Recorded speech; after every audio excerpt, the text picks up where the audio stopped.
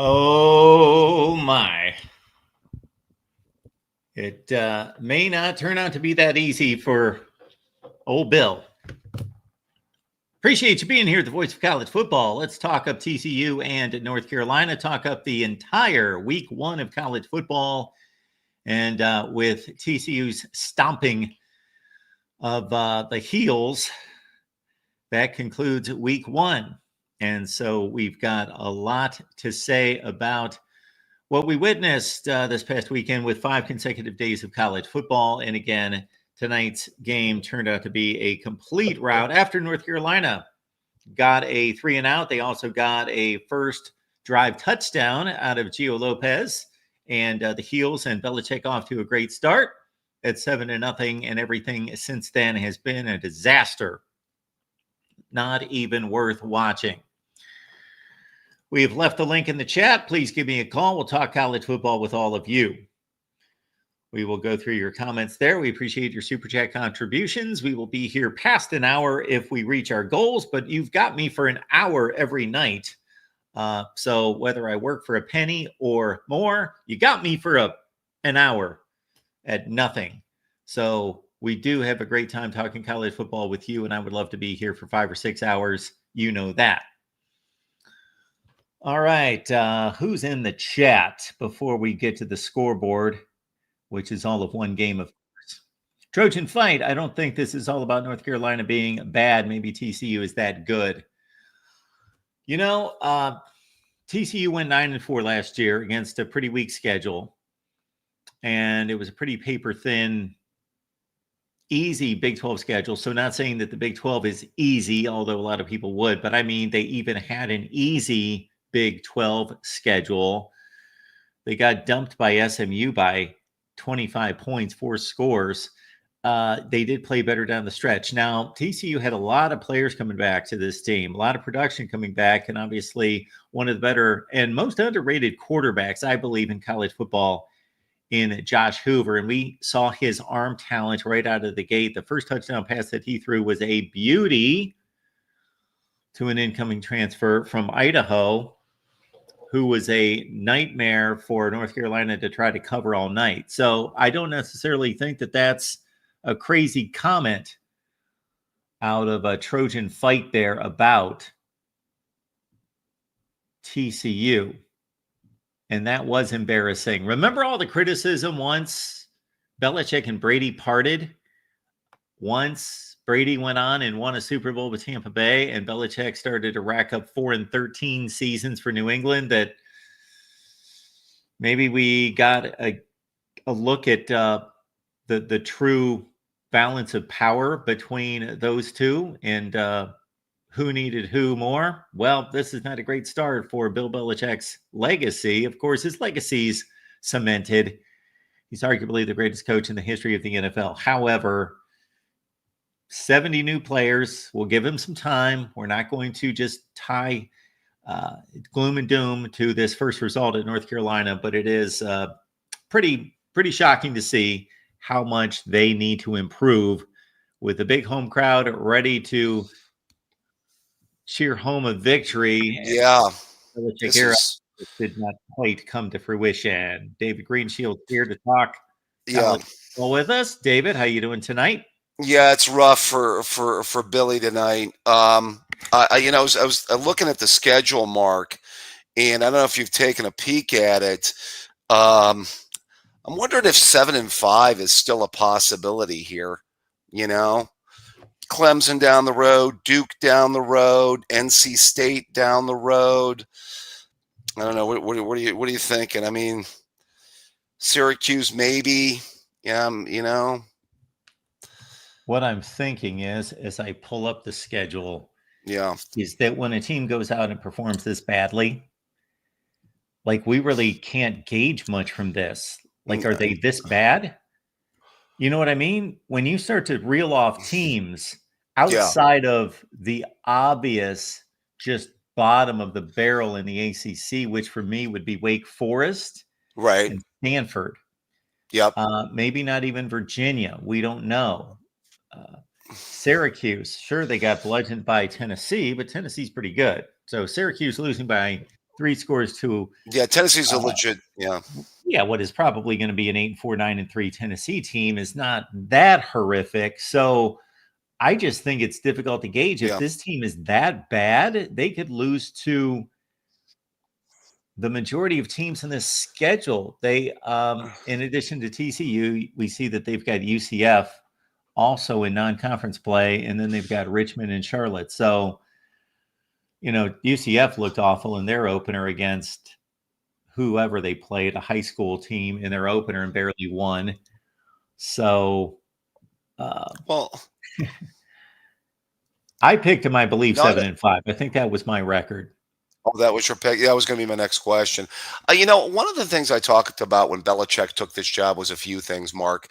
Number one, I thought this was the type of conference. I thought he could win in the ACC. I thought if Mac Brown could win some games in the ACC, I thought Bill Belichick could win some games in the ACC. I also cited the fact that if you take a look at probably the top 6 or 7 states to recruit Division I players out of, I think North Carolina is in that category. There's like a rotation between Ohio, North Carolina, and Louisiana, where they're within a couple of players of each other every year. Because, everybody outside the top 4 after California, Texas, Florida, and Georgia, then you get into the next 4, and the next 4 is all pretty much tied together if you take a look at the numbers. So he's in a conference he can win in. Mac Brown won in it, and he's in a state where he can recruit talent to the university. So I thought it was twofold there, because proximity to talent is like an important thing. I would also add, although I have to say this though. I said this to a friend of mine. I don't know if you still believe this, that Bill Belichick is just using this as a stop way on his way to his next NFL job. Is that a fair statement? I don't see over and under amount of years of Bill Belichick in college football. I really don't see it as over 5 years or 4 years. Well, I don't know. I don't know the man's thought process about his future.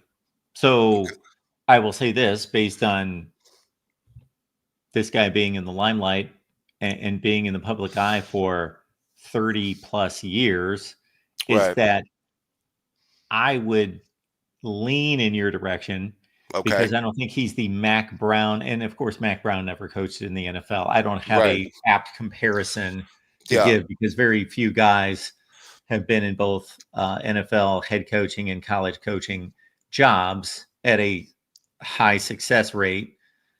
But I viewed Mac Brown once he came back to North Carolina as the old grandpa that sure, he still wanted to win. And as you noted, he did okay at North Carolina. The beginning of his tenure, it appeared he was going to do better than he eventually did.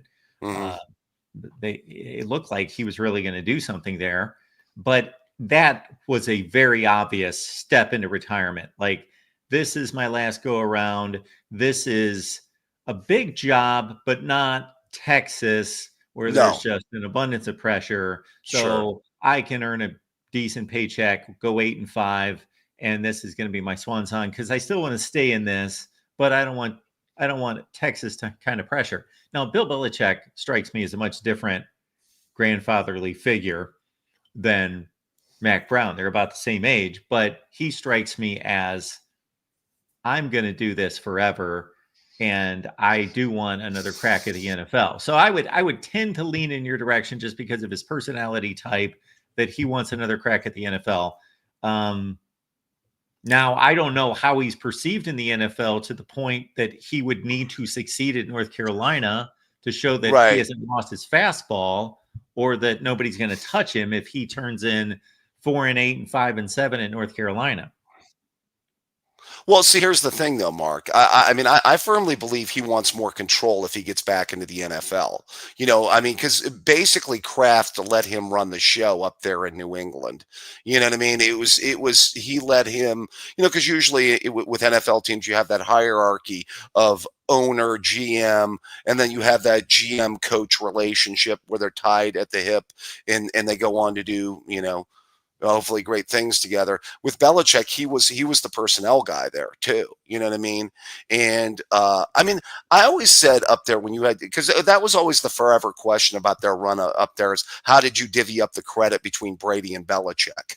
Sure. What percentage goes one direction, which percentage goes the other direction. I said it for years. I think in the early years, it might have been a little bit more Belichick, because I think those teams were built more around defense, in the early years. And I think I think once Brady kind of started to put up big numbers and the offense had to kind of carry some of those New England teams, you really saw how important Brady was to that team. I think more towards the later years, when they won. And that was always my viewpoint. I don't know if you ever viewed that similarly. I know you're not really an NFL guy, Mark. You're here to cover college, but Well, if you have an don't opinion on that. pigeonhole me, David. Well, no, I mean, you're the voice of college football. You've said that you don't. I will put my NFL knowledge up against anyone circa like mid-70s to about 5 years ago. Oh, okay, that 5 years ago was your line in the sand year. You were I just after stopped like watching it. It lost we all got interest in me.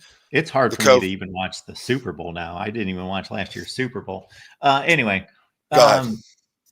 yeah, so I can't go against anything you just said about that. And that was a prevailing thought of determining this is interesting because these guys have been married at the hip for over 20 years. Who is more responsible for the wins in the championship? Well, we got our answer. Sure. Yeah. Now, I'm not one to jump to conclusions to say that is the exact answer and that's all there is to it, because Brady succeeded and Belichick did not. But it's hard to argue against it. Right.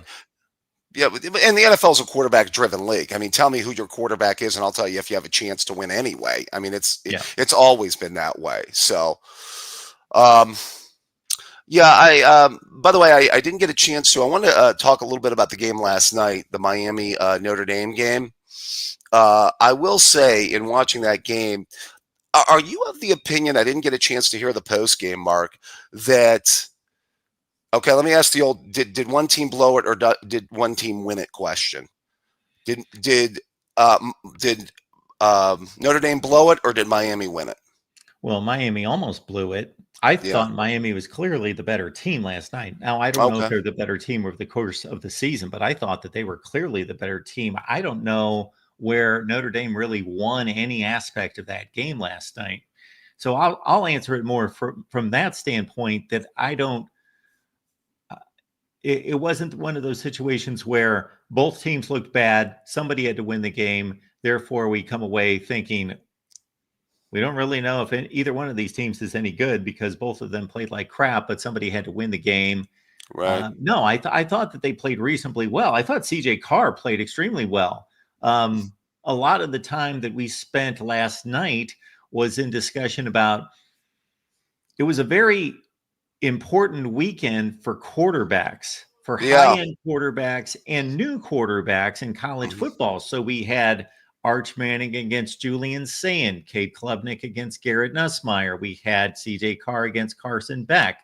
And then we had some periphery stories with some other quarterbacks like Bryce Underwood and some others.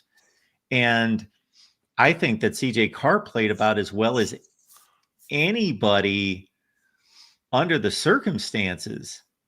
You know what? Here's the thing. I mean, the thing that stuck out is Miami did get two incredible plays to kind of help them win that game, though. I mean, the OBJ catch for the touchdown was crazy, by the way.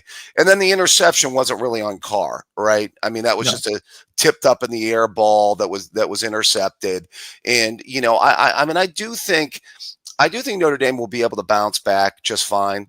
By the way, one of the things I noticed in the game, Jordan Love is a dude, man. I have to say that. He is eventually going to make somebody in the NFL a pretty happy team as a starting running back in the NFL.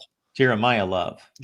I'm sorry. Not the Packers quarterback. Yeah, I know. I had Jordan Love on the mind. Yeah, I was talking NFL with a friend of mine the other day. Is he still with the Packers? Yeah, he's a starting quarterback this year, Mark. Okay. Yeah. I know you've been out the last 5 years. I have been. No. Hey, I really don't know much of what's going on in the NFL. Well, hey, I like every level of football, high school, college, pros. I'd go watch flag football down the road if they had a game next week. I went to an arena game one time. So, I mean, just count me in, by the This way. was not a calculated move on my part. I did not just bail on the NFL. This was not something I decided to do. It just happened. Yeah. Kind of Well, like there you Major go. League Baseball, right about the same time. I went from Hmm. had the Major League Baseball package every year, like Uh, every game's on like all day, all night, to nothing. yeah. You probably bailed on the NBA a long, long time ago. Yeah, the last swing I had with the NBA was, of course, those Cavs series against the Warriors. So my Oh, son was really into that, so yeah. I invested. You Yeah, checked in. No, to the love point, do you think that one of the things I was listening to the podcast today, do you think he was underutilized in that game? You think that was a coaching kind of malpractice in that game yes, from I do. Notre Dame perspective? Yeah, we talked about that last night. I truly believe that we looked at his first half carries. He had 4 first half carries. He had Yeah, 8 going into the fourth quarter. So, but I do understand it that Miami was the team that was running the football at will, whose yeah, offensive line seemed to be pushing the ball down the field, where most of Notre Dame's bigger running plays, aside from Jadarian Price got loose for 30 yards, came from CJ Carr. yeah. Yeah, I thought that was one of the things that was malpractice. I don't know who Marcus's OC is. I thought that was one of the if he had a new OC this year or if it was the same guy that was running their offense Same guy, last year. Mike Same. Denbrock. Okay. Okay. Yeah, I think, see, that's always the thing. If you're a defensive coach, you better get your OC right. And if you're an offensive coach, you better get your DC right. And that's what we've seen. I've talked about you forever with DCs with Ryan Day. Now he may be 3 for 4, by the way, with Matt Patricia, with Kerry Combs being his only miss. So I will say just about that game, Carson Beck, how impressed are you on a scale of 1 to 10, Mark? 8.5 to 9. Wow. I thought he was really good. He was. I thought it was solid. You know what he did twice in that game? And Yeah. I'm probably driving people nuts who saw last night's show because I said this to a couple different people. He threw 2 passes practically on his back. And I'm not exaggerating. I mean, like he's being thrown down and he's 10 inches off the ground Yeah. and he chucks it. And my first thought is, he's a veteran quarterback. What's he doing? That's a stupid pass to throw. But he threw the ball like almost on the money. Both were incomplete passes, but I mean like a foot off the receiver's hands, 40 yards downfield. See, yeah, I mean, and Notre Dame, I thought was going to be one of the better defenses this year in college football too. I mean, I pegged them as, I possibly, did too. possibly a Mhm. top 10 defense this year. And so I've got to be, because I had said, well, Beck will just go to the ACC and pick on bad ACC defenses like my old buddy Kyle McCord did a year ago. You know what I mean? So, you think we're too rough on Kyle McCord, Mark? I beg to You are. differ. No, I watched a lot of 2023, and you go back and you pull up that game log from 2023. He had one really, really good game that entire year, and it was against Sparty. And high school quarterbacks throw the ball against Sparty's pass defense. The Sparty pass defense has been bad for forever, and that was his best game in 2023 with the Buckeyes. I mean, tell me one other game where he stood out where you say, man, Kyle McCord played a great game there. He had about as much support from his running game Yeah. against the team up north. I'm just Yeah. talking about that game in particular than CJ Oh, Stroud did, and put up about the same number of points as CJ Stroud did in his 2 games against that same team. yeah. He also threw a costly early interception in that game. I know some people put that on Marvin, but I thought he stared down his receiver in that instance, and it was a lot on him too. But, Your buddy Joel Klatt put that on Marvin. I he remember did. at the time. Other people did too, but if you go back and look at the play, McCord was staring down his receiver. It was he didn't help the cause there. So Yeah, and by the way, he should have had 2 interceptions in that first quarter too. Stover broke up an interception when they went down and kicked the field goal to make it 7-3. So I digress. And that was the thing with McCord. There was a lot of good quarter, bad quarter, good quarter, bad quarter, good half, bad half. There was just no consistency there. And the drop off between him and CJ Stroud was like a drop off of a cliff, by the way, I would say, Mark. I'll throw Sure. that into the equation as well. But I Yeah, digress. but he's being evaluated against CJ Stroud, not against Yeah, that's fair. CJ Barrett. There you go. I just want to say, too, I do think that Miami could be interesting this year. Although, is Miami back question is, boy, that's gotten old real quick, but who knows? But they've never had a win like this to open a season. That's true. In this whole, is Miami back? Is Miami back? This is the best football team they've beaten in 7 or 8 years. Is Cristobal going to find another way to lose a game that he shouldn't this year? Well, he probably can afford it with that schedule. He's already beat the best team on his schedule. Yeah, he probably will lose to fill in the blank, whoever's on their schedule that shouldn't play within 2 touchdowns of them. Sure, he'll lose a game like that. Yeah. Well, it's a shame. Go 10-2. Well, see, I think if they play any defense, remember, if they'd have played a lick of defense last year with the season Cam Ward had last year, they'd have for sure been a playoff team. Yes, and it looks like they've got a defense. Yeah, that's the encouraging thing. And now Beck may have them right at quarterback too. What you're going to do your top 10, you do a top 20 or is it top 25? A top 25 that makes sense. Yeah, top 25 that actually makes sense. It's about ready to be released. I got to figure out how impressive TCU's performance was tonight. Okay, we're gonna probably. I guarantee. So it's Ohio State 1, LSU 2. Probably could be. It could be. Oh, okay. Hey, we want to build this up, folks. We want to build this up. That's why we release it. That's why I hear you, buddy. Video, not. I hear you. If I'm going to give anything away, I'll give away numbers 25, 24, and 23. Crank up the hype machine here, folks, for Mark Rogers. And for anybody that's not familiar with it, it's not one of these automatic, well, Texas was number 1 and Ohio State was either 2 or 3. That means Ohio State's number 1. No. We treat everyone equally out of the starting gate. Okay.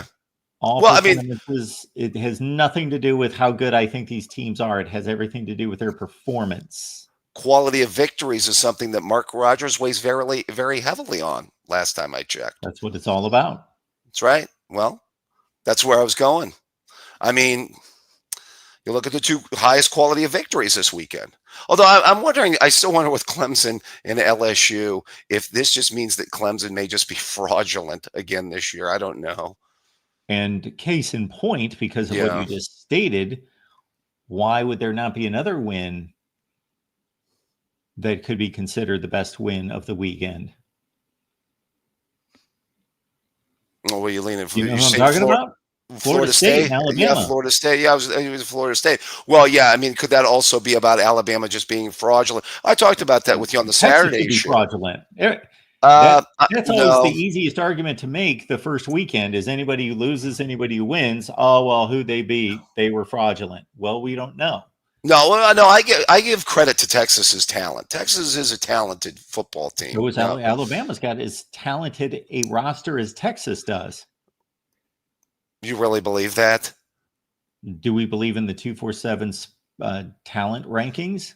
Well, let's put it this way. When it comes to the NFL draft, I think you're going to be more impressed with Texas's NFL draft than you will be Alabama's. We'll see. I mean, I think Texas has the best front 7 in college football, and I give them credit for that. And I think they've got a great pair of running backs. I think Wisner and Baxter are going to have good years for them. Okay. And I think Alabama is going to have some problems. Offensive line issues, like I talked about, and I don't know about Simpson at quarterback. So, well, we don't know about Arch Manning at quarterback at this point. Yeah, that's true. That's true. Other than making 4 or 5 good throws late in the fourth quarter, your point is well taken. That was an atrocious performance. It was bad. You know what though? I watched the replay of the game again. You know what? If you were divvying up blame, could I make a case Sark gets more blame than Arch? No. Okay. Okay. So the I Ohio mean, State pass rush was largely non-existent.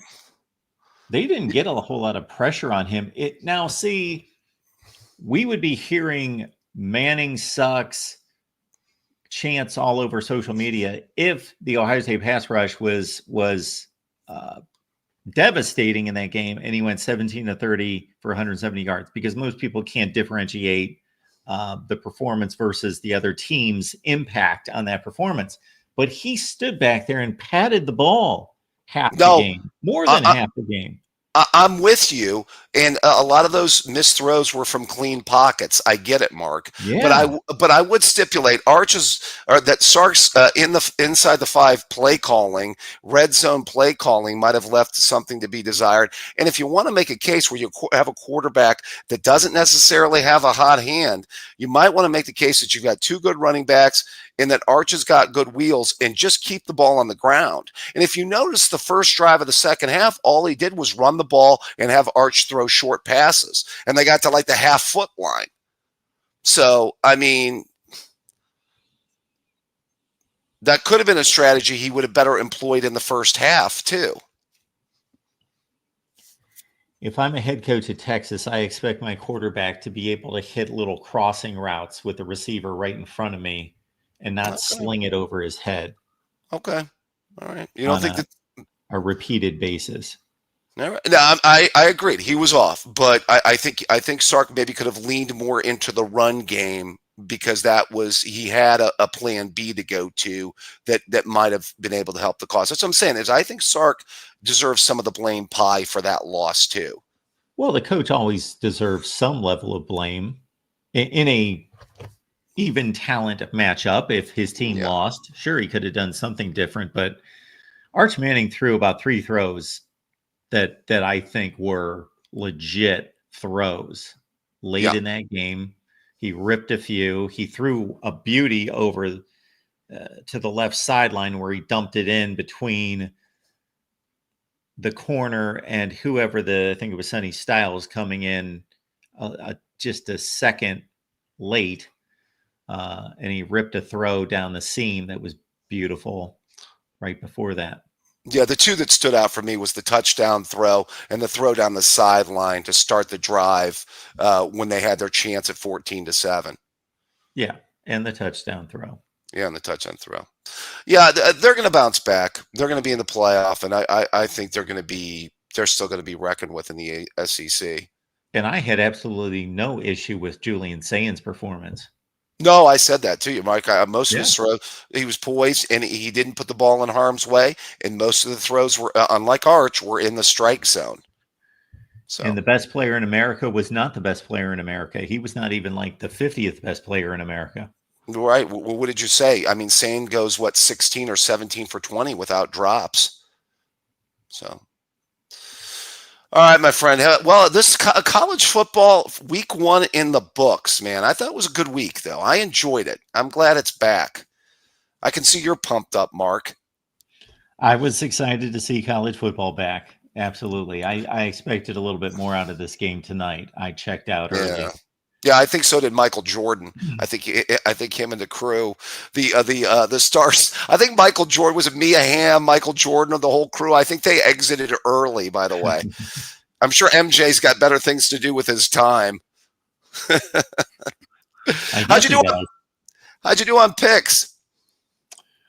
I did not touch this game tonight. I just forgot to predict it. But otherwise, I'm 15-7 against the spread this year. Wow, that's awesome. I'm sorry. Now I see why you've got the palatial estate.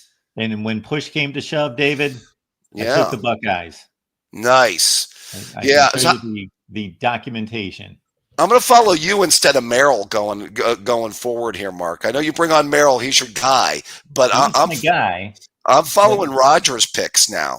He does deliver a few that are a bit curious to me from time to time. Okay. And he did so again this week.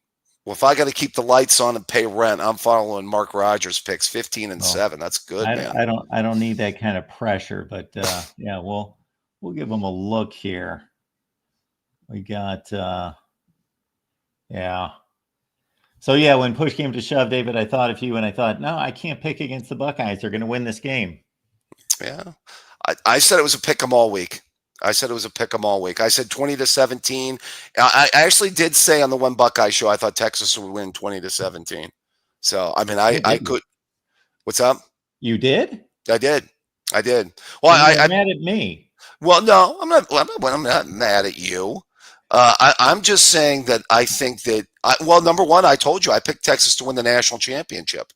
You were coming after me the other night. There's one game I don't want you to pick us to lose, Mark. Ever. So, all right. Well, we'll get to that one down the road, my friend. We will. Thanks for the call, David. You take care of yourself, buddy. Absolutely. You too.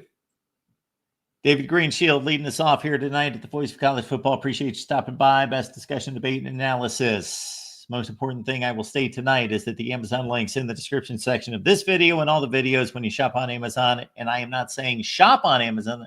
I'm saying when you shop on Amazon, please use the link that we provide.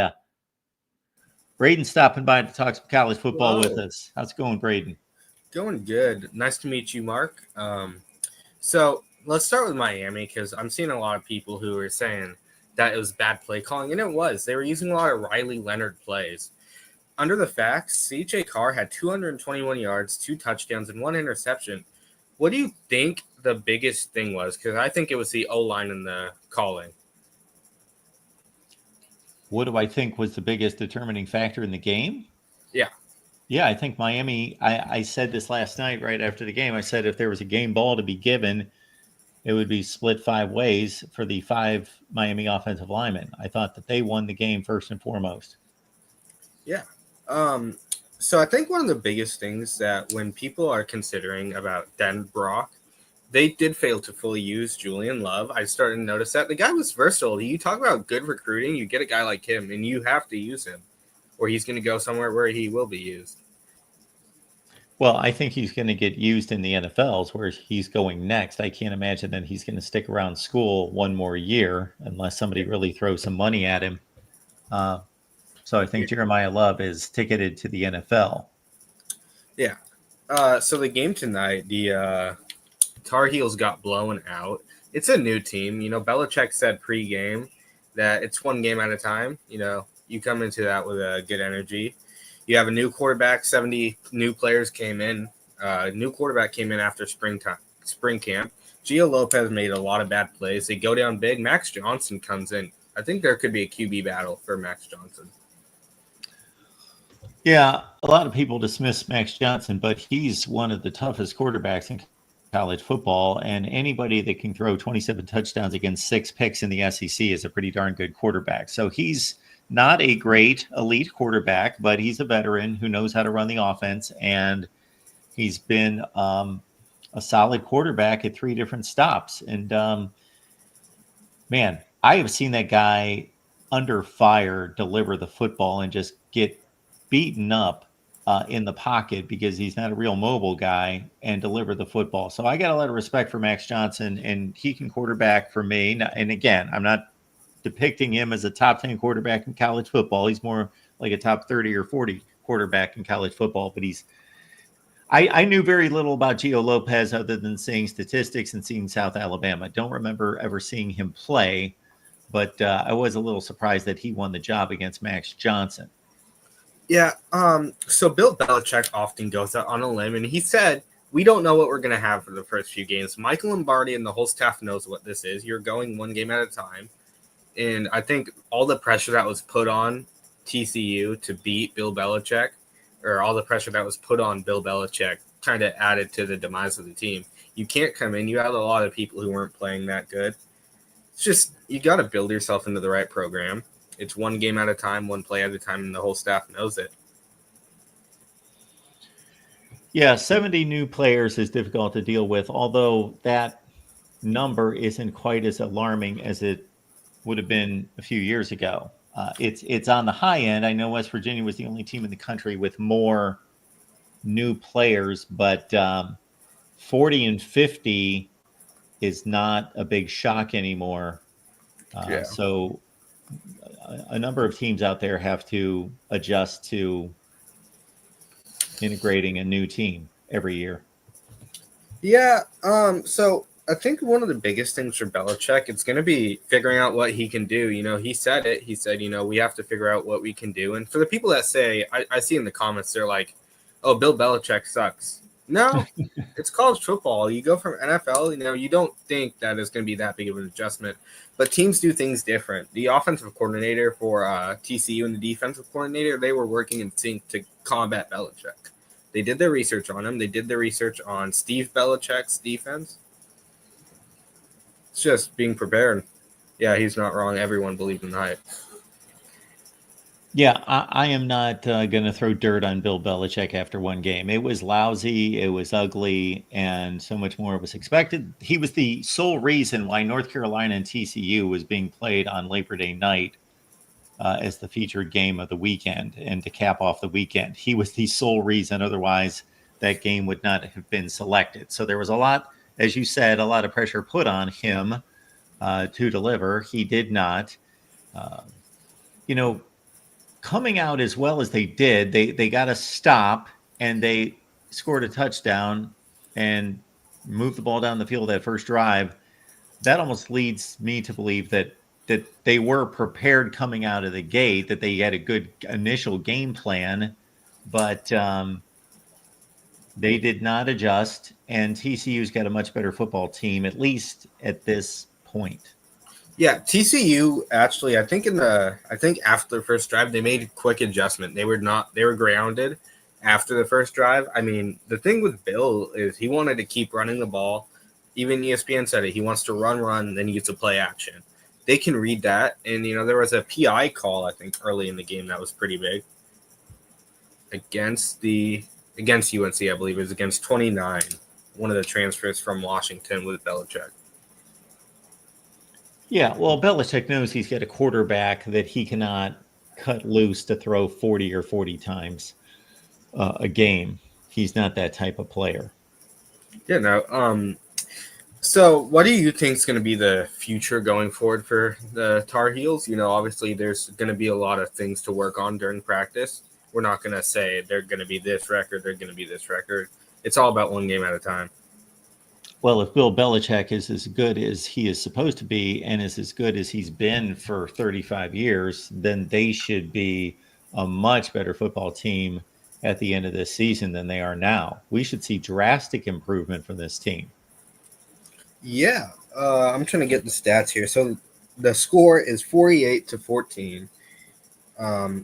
Let's look at the stats for Gio Lopez because that's something that we should bring up. They went with him, and he threw 4 passes that were completed for 10 yards. He had 69 yards and no touchdowns and 1 interception. Johnson comes in, like you said, he's a strong quarterback, not the best, 9 for 11, 103 yards and 1 touchdown. And their rushing attempt was yikes. Rushing stat-wise. Yeah, you got it. Yeah, that rushing, that's not good. I mean, good touchdown by Caleb Hood. I remember that. Just good inside run. So you think the future passing wise is with Max Johnson? Obviously, they had Chip, who had 4 receptions for 84 yards. Green, Hood. Well, I don't think the long-term future lies with Max Johnson, meaning this is not a guy that you're developing for the next 2 years, because this is pretty much the end of the line for Max Johnson. I don't remember exactly what his first year in college football was. I think it was like 2019 or 2020. He's about at the end of the line. But Bill Belichick's going to make a decision as to whether do we have enough investment in Gio Lopez in the future that we want to develop him because he could be our starting quarterback again next season and we could be better in the long run, or do I want to win as many football games as I can this year? And that's why, again, as I stated at the beginning of our conversation, I was a bit surprised that Max Johnson was not named the starting quarterback because I thought he was the better quarterback. Now, So Yeah. Belichick doesn't care what his record is this year, and he thinks he's going to be at Carolina for a few years at least, and Gio Lopez is worth investing in, then he may stick with him. But if he's looking at, I want to win as many games as I can this year, That's kind of the and Belichick mentality. and a lot of coaches will tell you, unless you truly believe in a young quarterback, meaning I'm all in on him, all chips to the center of the table. He's our leader. And even though he's not a really good player right now, we believe in him long term. A lot of coaches will tell you, you play who you need to play to win the games, not just for them to look better, for them to look good, but that winning breeds more winning and confidence, and you're stunting the growth of the entire team if you're going to pin all your hopes on a guy that may be a good quarterback 2 years from now. Yeah. So TCU wise, do you have their stats? Yes. Hoover did amazing. All aside, Yeah, he's a good quarterback. He almost threw for 4,000 yards last year. 27 completions, 36 attempts, 284 yards, 2 touchdowns, 1 interception, and Barnes did an amazing job rushing. Their rushing game was really on point. Dwyer almost had 150 yards, 9 receptions. Their core looks really good. Obviously, you can't put it all on one game, but if you're looking at it right now, they look like they could be a really good football team. I agree. Obviously, college football, from every level, you see upsets happen. So it's going to be about the future schedule for them. But they scored in the second half, they scored about 27 points. In the first half, they scored about 20, I believe. Yeah, because they missed the field goal. Yeah, and for TCU, let's see, we've got Abilene Christian. So in 2 weeks, when they host SMU, that is going to be intriguing.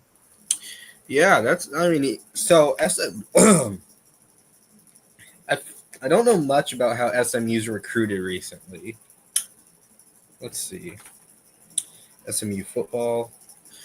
I think recruiting, Bill Belichick put a lot of I feel like he had a few freshmen in on this game. They had freshman left tackle who got a lot of penalties, or I think he had one actually.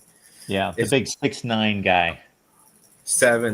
Number 72. Yeah, I mean he's a mammoth of a person. You know, that was a kind of second of the line call. If Belichick doesn't improve, this is okay. Yeah, no. So for Notre Dame, let's circle back to that. Last comment here, because I want to get to these other calls. All right, you're good. So Notre Dame wise, I think they'll do really good down the stretch. Obviously, they're going to use Julian Love. Could he go over 1,000 yards? Probably. What's your thoughts on maybe predictions for Julian Love, like rushing? Well, my predictions right now is that maybe mispronunciation or miscalculation of Jeremiah Love's first name. Our previous caller was going with Jordan Love. You're going with Julian Love. We got Jeremiah Love, and all is good. I understand. I think Notre Dame's a quality team. I think they're one of the 10 best teams in the nation. I think they played really well on offense, considering they had a first-time starting quarterback playing in a hostile environment against a very talented defense.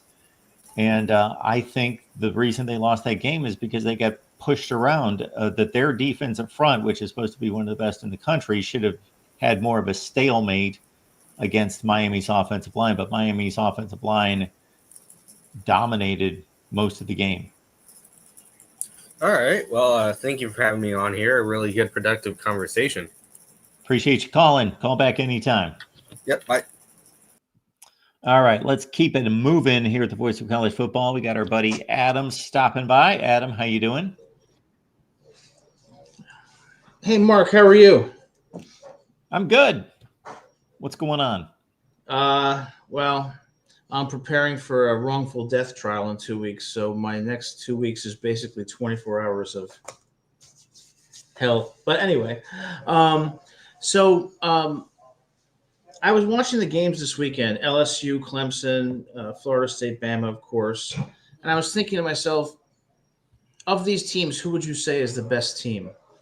and I couldn't come up with an answer to that question. And it got me thinking that at the end of 2024, before the college football playoff, the number one team in the country was Oregon. Number two team was Georgia. In the national title game, it ended up with the number 5 team, Notre Dame, playing the number 6 team, Ohio State. Of course, Ohio State won. So on what basis would you say that Ohio State should be the national champion under those circumstances? Assuming, for example, that the path through the playoff is not equal for every team based on who they draw. So at the end of 24, it was Oregon and Georgia number 1 and 2. That's what the consensus was, or relative consensus. Yep. And then what happens in the national title game is number 6 beats number 5.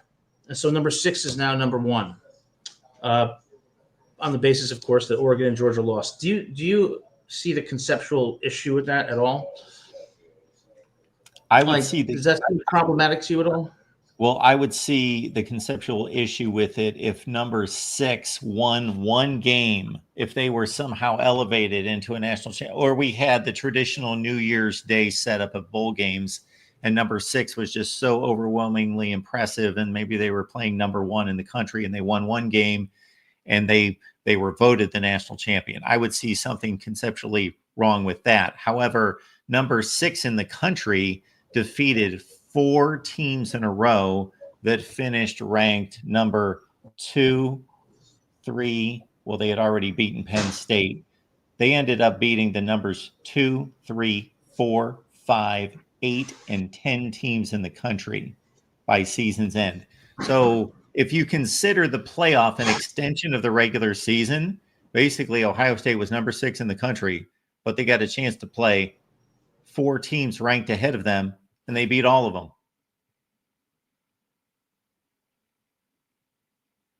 So to me, that justifies the number 1 ranking. What's wrong with this wireless?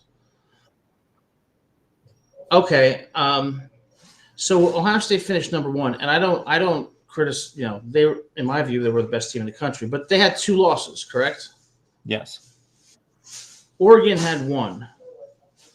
Yes. So we talked about last year, we talked about how wins and losses should matter in terms of who makes the playoff.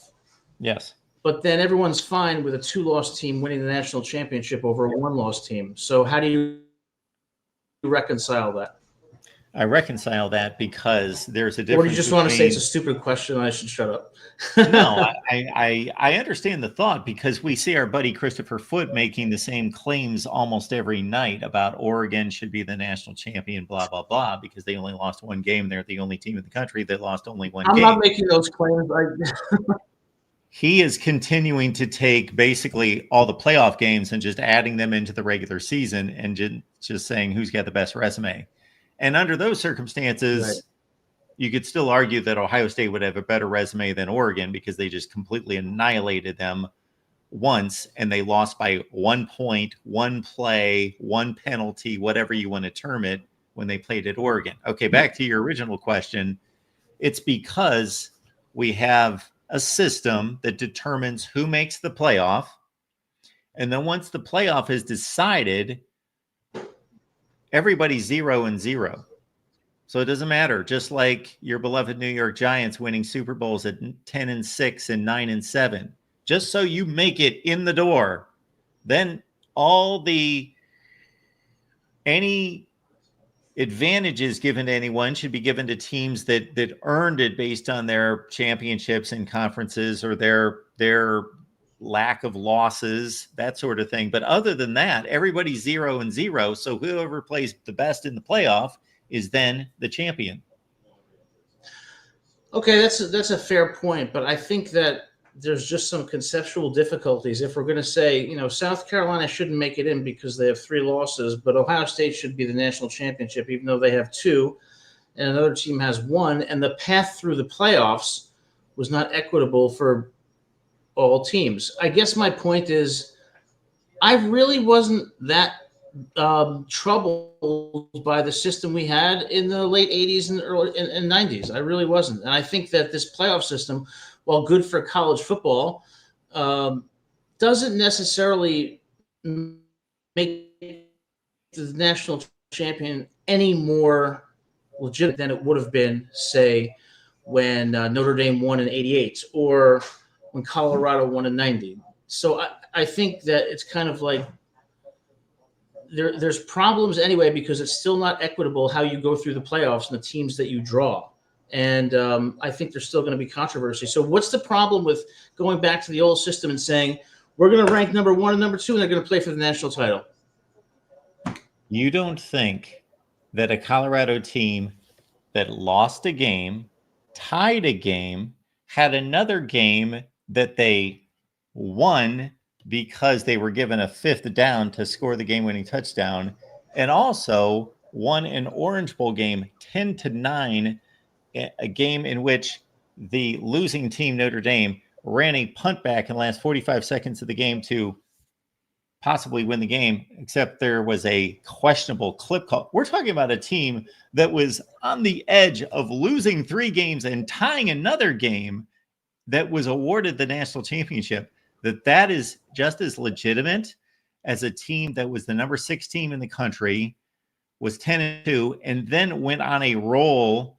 So Ohio State's, you could say, they obviously didn't have a marginal or mediocre season, but in light of being one of the best teams in the country, had a very marginal season by their standards. But they then went out and had to survive the toughest stretch of games that anybody has ever played in the history of college football. That's what justified the championship. Okay, so the Colorado example was a bad one. I could fully concede that in that season. But my point is, I don't think that the national champion that we're going to get through these playoffs is necessarily going to be immune from the same criticism that the national champions got in the 80s and 90s. And I say I'm sorry, Adam. I may be stepping on you because you're lagging a bit. Team won the title. I'm sorry. And these examples may get even more egregious in the future. But we're okay with a 2-loss team getting into being the national champion, even though they were 6 before the playoffs, and their path to the playoffs was not, or all teams' path to the playoffs was not necessarily similarly in degree of similar in degree of competition.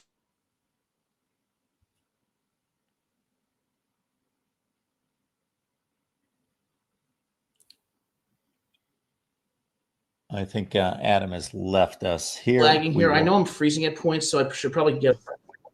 Okay, does that make sense? Yeah. Well, we'll pick up this conversation at another date, but you do understand that we're going to have probably a more egregious example of this moving forward, because we're going to have 12-0 teams in the same playoff as 11-1 teams, 10-2 teams, and 9-3 teams all participating in the same playoff. That is coming at some point. Yes, I think that last year's playoff was the cleanest example of what I think is a flawed system, and it's going to get worse. But I'll go now. Sorry, I keep freezing out, but thanks for listening to my argument, and great show as always, Mark. Survive the next 2 weeks, Adam. We'll see you.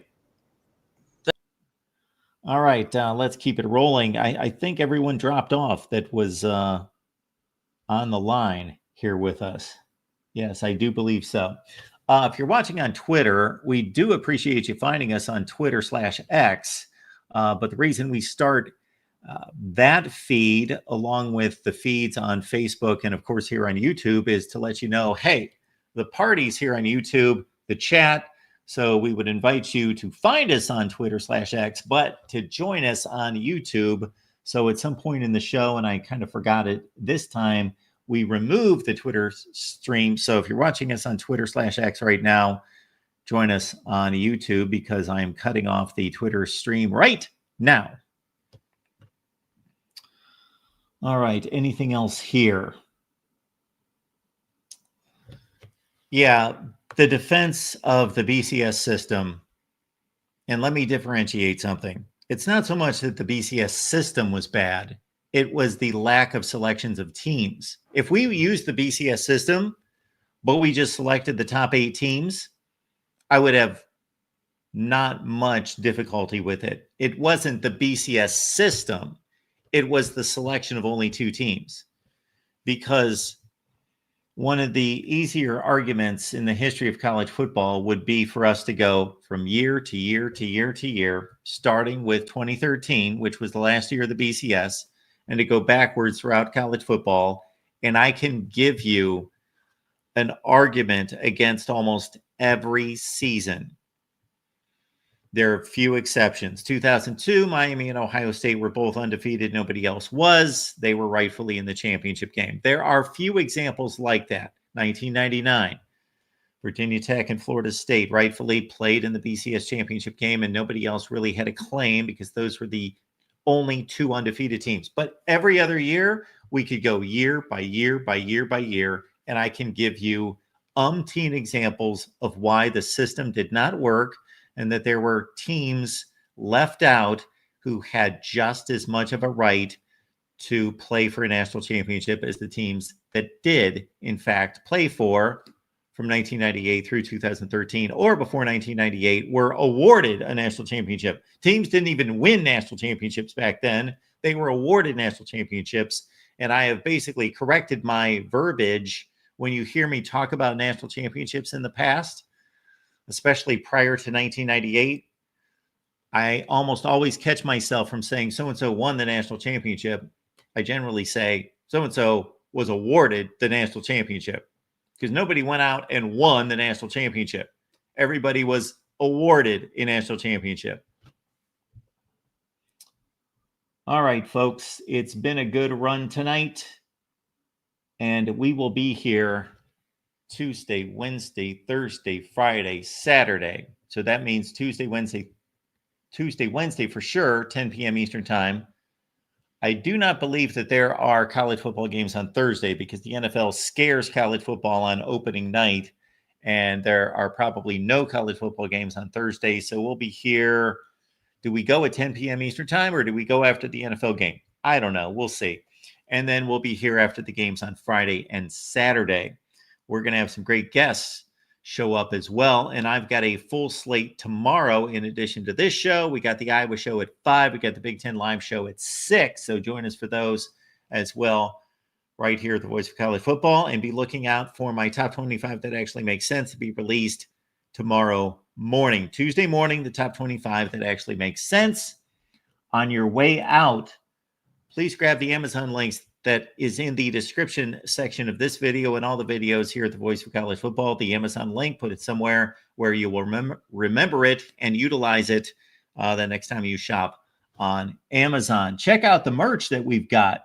It's beautiful, folks. And there it is. So that is the main Voice of College Football main channel merch. But we have apparel and gear for all these other teams, folks. All these other teams. Where am I here? There we go. All these other teams. Oh, my goodness. I had too many tabs open. I was almost showing all sorts of stuff there. There we go. We got Georgia, for example. And if you're a Georgia football fan, there you go. We've got tumblers and mugs, and we've got polos and T-shirts and hats and all sorts of good stuff. And that's pretty much the standard line for about 20 or 25 college football teams. So vocfb.com/shop, vocfb.com. And you see the shopping option at the top of the screen. We'll be back here Tuesday at 5 Eastern for the Iowa show, Big Ten Live show at 6. And then we'll be back here at 10 p.m. Eastern time on Tuesday night to talk college football with all of you and take your calls. And we will see you then. Have a good night.